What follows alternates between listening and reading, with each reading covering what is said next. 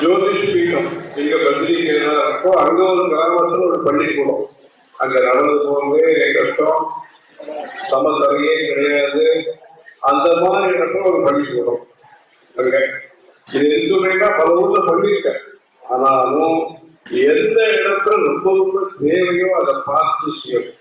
எங்க இல்லையோ எங்க ரொம்பவும் தேவையோ அப்பதான் அந்த சமத்துவங்கிறத பார்க்க முடியும்.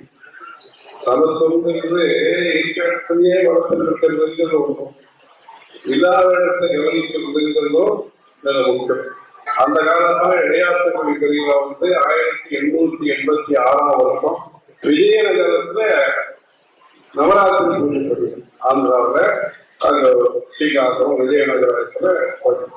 அதுக்கப்புறமா 1934 காசி யாத்திரை 21 வருஷம் அப்பவே இந்த பத்ரி கேதார சேர்ந்த கர்வால் மகாராஜா அவர் பெரியவர் கருத எழுதி நீங்க வரணும் அப்படின்னு சொல்லி பெரியவாள் அழிச்சார்.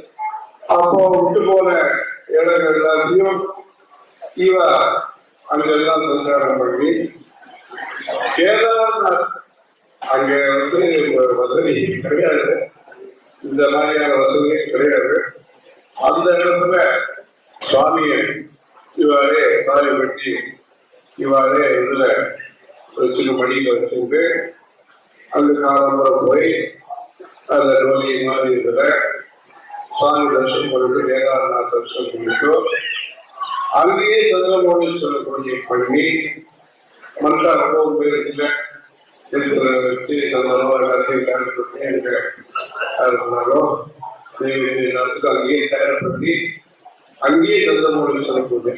அதே மாதிரி பூர்வோத்தரம் இந்த கிராதார்மியோ ரகோ உற்சவம் அந்த மாதிரி இதுல பல தேசங்களை பற்றின வர்ணனைகள் வரும்போது பாஜ்யோதிஷம் அந்த இடத்துக்கு முதல் தடவையா போய் சஞ்சாரம் பண்ணி அங்க பிள்ளையார் கோவில் கும்பாபிஷேகம் நடத்தி இப்போ அங்க பெரிய பெருமாள் கோவிலுக்கு நிறைய ஆயிரக்கணக்கான ஜனங்கள் வர.